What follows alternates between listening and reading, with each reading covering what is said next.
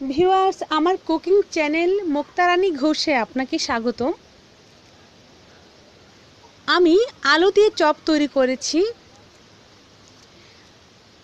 আপনারা এই রেসিপিটা ফলো করে আপনার নিজের বাচ্চা এবং ফ্যামিলিকে বাইরের অস্বাস্থ্যকর খাবার থেকে বিরত রেখে বিকেলের একটি স্ন্যাক্স হিসেবে দিতে পারবেন। এর জন্য আমি 3টি বড় সাইজের আলু সিদ্ধ করে চটকে নিয়েছি। 3 টেবিল চামচ পরিমাণ পেঁয়াজ কুচি। চেষ্টা করবেন পেঁয়াজটাকে একটু মিহি করে কুচি করার জন্য। নিয়েছি স্বাদ মতো মরিচ আর পরিমাণ মতো লবণ। মরিচটাকে নেয়ার আগে অবশ্যই তেলে এভাবে ভেজে নিতে হবে।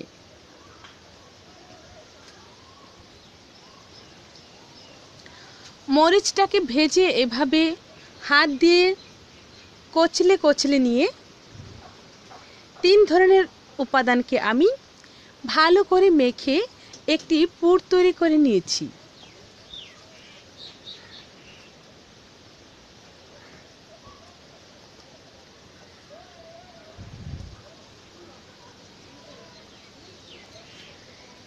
এরপর আমি কড়াইতে সামান্য পরিমাণ সরিষার তেল দিয়ে এই পুরটাকে ভেজে নেব। ভিউয়ার্স, আপনারা কখনোই এই ধাপটাকে স্কিপ করতে পারবেন না, এর জন্য যে আলুর এই পুরটাকে কড়াইয়ে ভেজে নিলে আলুর চপের স্বাদ অনেকখানি বেড়ে যায়।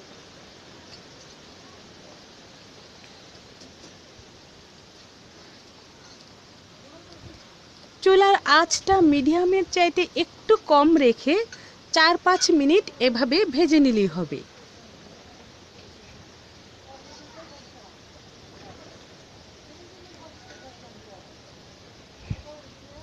এরপর এই পুর থেকে একটু একটু করে আলু নিয়ে আমি নিজের পছন্দ মতো শেপ দিয়ে আলুর চপ তৈরি করেছি। এখানে আমার এই কটি আলুর চপ হয়েছে, দেখতে পাচ্ছেন। এরপর আমি বেসনের গোলা তৈরির জন্য আধা কাপ বেসন, 2 টেবিল চামচ পরিমাণ চালের গুঁড়ো এবং পরিমাণ মতো পানি দিয়ে একটি গোলা তৈরি করেছি। গোলাটা খুব বেশি ঘন বা পাতলা হবে না, আমি আপনাদেরকে তুলে দেখাচ্ছি। এর ঘনত্বটা ঠিক এরকম রাখার চেষ্টা করবেন।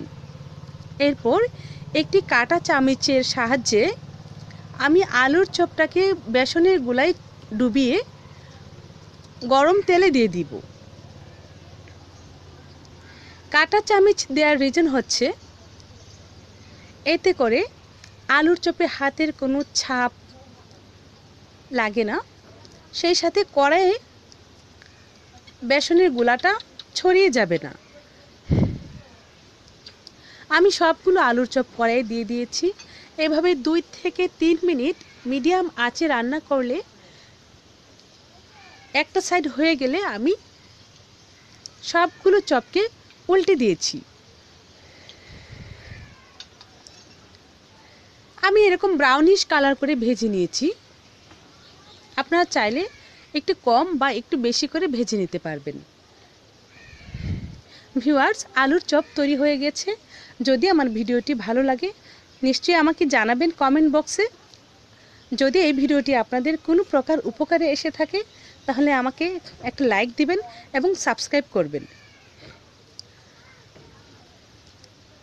ধন্যবাদ।